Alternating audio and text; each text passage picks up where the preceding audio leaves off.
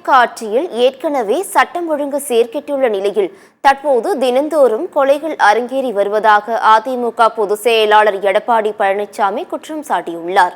சேலத்தில் கொலை செய்யப்பட்ட அதிமுக நிர்வாகி சண்முகத்தின் உடலுக்கு எடப்பாடி பழனிசாமி நேரில் மாலை அணிவித்து மரியாதை செலுத்தினார்.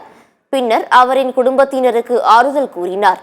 தொடர்ந்து செய்தியாளர்களிடம் பேசிய அவர், சண்முகத்தை கொலை செய்தவர்கள் அதே பகுதியில் போதைப்பொருள் லாட்டரி விற்பனை செய்து வந்ததாகவும் இதனை போலீசில் புகார் அளித்ததால் சண்முகத்தை வெட்டி படுகொலை செய்ததாகவும் தெரிவித்தார்.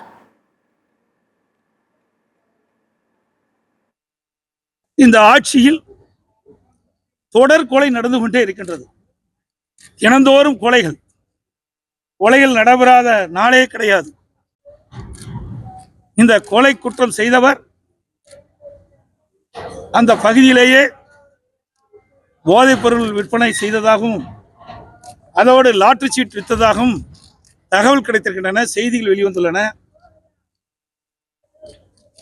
இப்படி சட்டத்துக்கு புறம்பாக செயல்பட்ட ஒருவரை காவல் நிலையத்தில் மறைந்த திரு சண்முகம் அவர்கள் புகார் செய்த காரணத்தினால் அந்த பொறுத்து கொள்ள முடியாத பொழுது கைது செய்யப்பட்டிருக்கின்ற சதீஷ் அவரோடு இருக்கின்ற குற்றவாளிகள் இந்த கொடும் செயலில் ஈடுபட்டு சண்முகத்தை படுகொலை செய்திருக்கின்றார்கள். இந்த கொலை குற்றத்தில் ஈடுபட்டுள்ள அனைவரையும் போலீஸ் கைது செய்து உரிய விசாரணை மேற்கொண்டு சட்டப்படி நடவடிக்கை எடுக்க வேண்டும் என்று நான் வலியுறுத்துகிறேன்.